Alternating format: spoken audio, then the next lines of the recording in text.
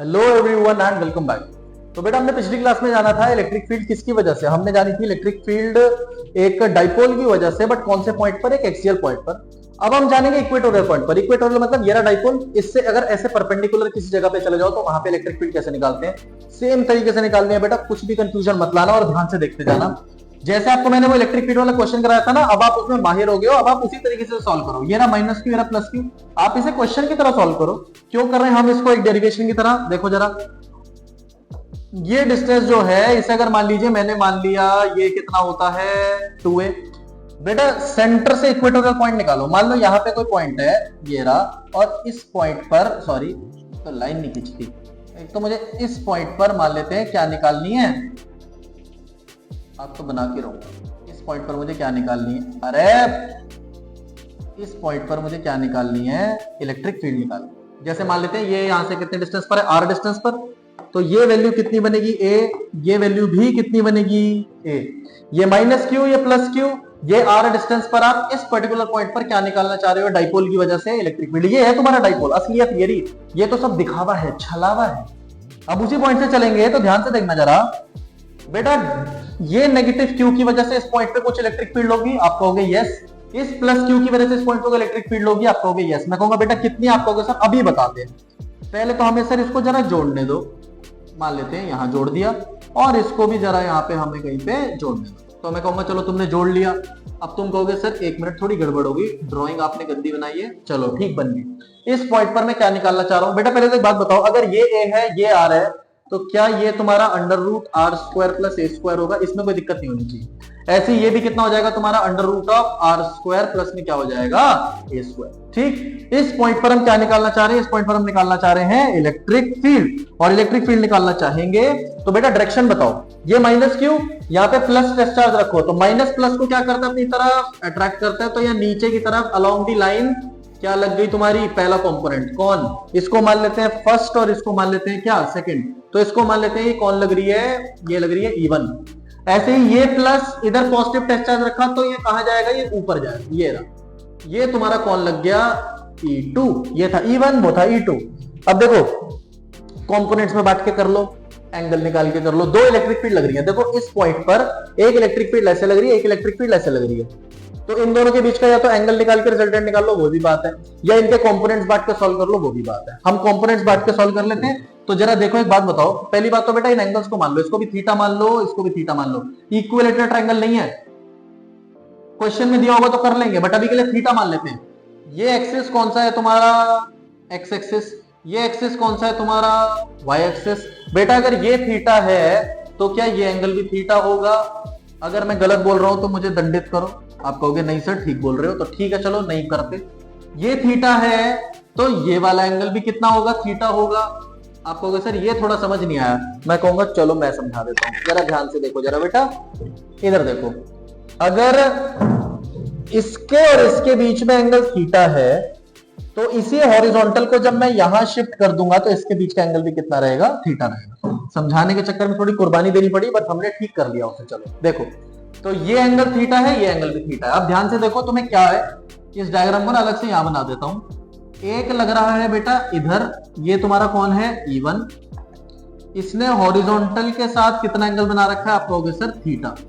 एक लग रहा है यहां ऊपर, ये कौन है? E2।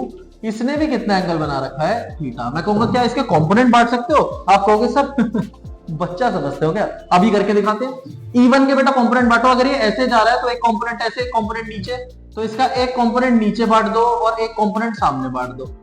तो सामने की तरफ जो जाएगा, जिससे थीटा, जिससे एंगल बनता है उधर कॉस आता है, तो इधर आ जाएगा E1 cos थीटा, और यहां की तरफ कौन आ जाएगा? E1 sin theta. पहले तो इतना बताओ समझ आया? आप कहोगे यस सर। मैं कहूंगा चलो फिर आगे बढ़ते हैं, और आगे बढ़ेंगे तो क्या करेंगे? इधर देखो, ऐसे ही ये E2 है, इसका एक कंपोनेंट इधर आएगा, और वो कौन सा कंपोनेंट होगा? भैया लग गई, चलो कोई दिक्कत नहीं है। ये देखो, अगर ये E2 है तो इसका इधर एक कंपोनेंट देखेंगे तो कौन सा कंपोनेंट बनेगा इसका? ये मान लेते हैं, ये कौन गया? ये गया E2 cos थीटा, और एक ऊपर की तरफ जो जाएगा वो कौन जाएगा? E2 sin theta. दो बन गए। अब अगर मैं आपसे कहूं बेटा नेट निकालो, तो एक निकालेंगे नेट फोर्स कौन सी डायरेक्शन में? इन एक्स डायरेक्शन, और एक हम निकालेंगे net force in Y direction. Net force in X direction निकाले बेटा, पहले तो वाई निकालते चलो, वाई क्यों निकाल रहे हैं वो भी तुम्हें समझ आ जाएगी। Net force in Y direction, अब हम बात कर रहे हैं वाई डायरेक्शन की। बेटा उससे पहले मुझे एक बात बताओ, क्या आप मैग्नीट्यूड निकाल सकते हो E1 और E2 का?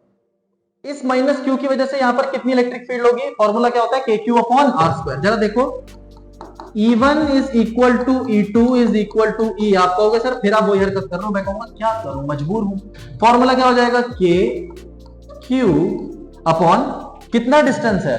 Under root of R square plus A square, इसका होल स्क्वायर करोगे तो क्या बन जाएगा? R square plus A square. ये तुम्हारे किसके मैग्नीट्यूड्स हैं? ये तुम्हारे हैं इलेक्ट्रिक फील्ड के magnitudes, KQ upon R square plus A square. इसकी वजह से भी इतना ही होगा क्योंकि डिस्टेंस सेम है, चार्ज सेम है, ये चार्ज भी सेम है बट अपोजिट है, तो इसकी वजह से भी इतना ही होगा। डायरेक्शन, बेटा एक चीज मैंने तुम्हें पहले भी बताई थी, आगे भी याद रखना, जब भी वेक्टर क्वांटिटी से डील कर रहे हो ना तो सिर्फ मैग्नीट्यूड्स निकालो, डायरेक्शन की वजह से साइन लगाना प्लस माइनस। ये मत कहना सर एक प्लस क्यू चार्ज था एक माइनस क्यू चार्ज था, भूल जाओ, मैग्नीट्यूड निकालो बस। वेक्टर क्वांटिटीज के पास मैग्नीट्यूड एंड डायरेक्शन होता है, तो उसमें प्लस माइनस आएगा तो डायरेक्शन की वजह से आएगा, ये सिर्फ मैग्नीट्यूड है। अभी हम इस पे जब डायरेक्शन निकालेंगे तो आंसर आ जाएगा तुम्हारा। अब देखो जरा, अब बताओ जरा, अगर मैं निकालू net force in Y direction, Y direction में देखे तो दो लग रहे हैं, एक ऊपर की तरफ लग रहा है, कौन सा? आप कहोगे सर E2 sin थीटा, और एक नीचे की तरफ लग रहा है, कौन सा? E1 sin theta. इक्वल और अपोजिट है तो दोनों को माइनस करेंगे, ये हो जाएगा E1 sin थीटा। E2 और E1 सेम है, E2 इज इक्वल टू क्या? E1, तो इसीलिए आंसर क्या हो जाएगा? 0। तो वाई डायरेक्शन में तो इलेक्ट्रिक फील्ड क्या हो गई? EY क्या हो जाएगा? 0। बट अब ऐसे ही एक्स में निकालो तो वो आंसर आ रहा है बेटा। ये देखो एक्स में दो ऐड हो रहे हैं, E1 cos थीटा और E2 cos थीटा। अगर मैं इसे लिखूं कौन सी डायरेक्शन में? इन एक्स डायरेक्शन, तो वो आप मुझे खुद बता दोगे। अगर मैं इन एक्स डायरेक्शन निकालूंगा तो ये होगा E1 cos थीटा प्लस में E2 cos थीटा। बेटा दोनों लेफ्ट की तरफ लग रहे हैं, डायरेक्शन नेगेटिव भी मान सकते हो। अगर आपने राइट वाली डायरेक्शन को पॉजिटिव माना तो लेफ्ट वाली डायरेक्शन नेगेटिव हो जाएगी, तो कोई दिक्कत नहीं है, आगे बस माइनस आ जाएगा दोनों में। ये भी माइनस और ये cos थीटा था ना, तो ये भी माइनस हो जाएगा। मैं क्या कर रहा हूं, ये माइनस हो जाएगा, तो माइनस कॉमन निकाल लोगे तो अंदर बच जाएगा, बात वही आनी है। E1 cos theta plus E2 cos theta, ऐसे बन जाएगा। E1 और E2 सेम थे तो ये क्या बन जाएगा? 2E cos theta. अब बात पता है क्या आती है बेटा, ये जो तुमने निकाला ना, ये तुम्हारी इलेक्ट्रिक फील्ड है एक्स डायरेक्शन में, इसको ऐसे भी छोड़ सकते हो, बट आपको ना ज्यादातर केसेस में इसको ऐसे नहीं छोड़ते, इसको किसी केस में बना के रखते हैं। और वो केस क्या है उसे सुनना जरा। वो केस क्या है? इस ट्रायंगल को देखो जरा, ये वाला जो ट्रायंगल है इसे देखना ध्यान से। क्या बेटा मैं इसमें cos थीटा निकाल सकता हूँ? cos थीटा क्या होता है वो पढ़ा आपने, PBP अपॉन में HHB। तो sine cos base upon hypotenuse, ये रहा बेस, ये रही हाइपोटेन्यूज, तो cos थीटा क्या हो जाएगा? A upon under root R square plus A square. cos theta को क्या लिख दो? A upon under root of R square, sorry यहाँ पे मैंने x लिख दिया, A अपॉन, और अंडर रूट भी मत लिखो, पावर हाफ लिख दो, A upon R square plus A square की पावर हाफ। अंडर रूट का मतलब क्या होता है? Power half. अब जरा देखो जरा बेटा, -2 इंटू इलेक्ट्रिक फील्ड का तुमने क्या निकाला था? मैग्नीट्यूड। कितना निकाला था? KQ अपॉन में R square plus A square, ये तो था ही। इंटू में cos थीटा की जगह क्या लिख दो? A upon R square plus A square की पावर हाफ। बेटा ये देखो 2QA फिर से क्या बन गया? डाइपोल मोमेंट, तो माइनस का हो गया KP अपॉन में क्या बन गया? बेटा इसको देखना जरा, बेस सेम हो तो पावर ऐड होती है, तो ये क्या बन जाएगा? R square plus A square की पावर 3/2। 1 प्लस हाफ करोगे तो 3/2 बनता है। इतना तो अपने को आना चाहिए, इतना मैं मान के चल रहा हूं आपको आएगा भी, 12th के स्टूडेंट से आप। तो KP upon R square plus A square की पावर 3/2, ये आपका दूसरा पार्ट बन गया। अब इसमें जरा कुछ चीजें यहां पर देख लो, इसी में फिर से वो शॉर्ट डाइपोल वाले कंसेप्ट चिपकाएंगे और कुछ नहीं है। शॉर्ट डाइपोल बोले तो अगर R स्क्वायर बहुत बड़ा है किससे? A स्क्वायर से, तो A स्क्वायर को निगलेक्ट कर दो तो वैल्यू बन जाएगी माइनस का KP अपॉन में R स्क्वायर की पावर 3/2। बेटा 3/2 पावर है तो 2 से 2 कैंसिल हो जाएगा, सिर्फ क्या बचेगा? Minus KP upon R cube. बहुत ही बढ़िया। एक बात बताओ, ये किस पर निकली? ये निकली तुम्हारी इक्वेटोरियल पर। एक्सियल पे क्या निकाली थी? ई एक्सियल जो थी वो क्या थी?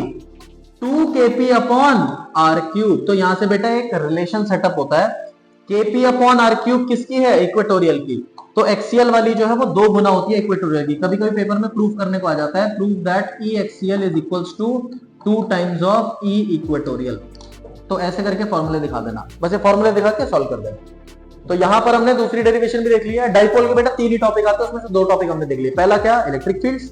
दूसरा अब हम क्या करेंगे, टॉर्क निकालेंगे डाइपोल पे, वो हम नेक्स्ट वीडियो में देखते हैं। इसको भी ध्यान से देखो, तसल्ली से देखो, अपने हाथों से सॉल्व करो, जब कोई दिक्कत आए पूछ सकते हैं। ध्यान रखिए, मस्त रहिए।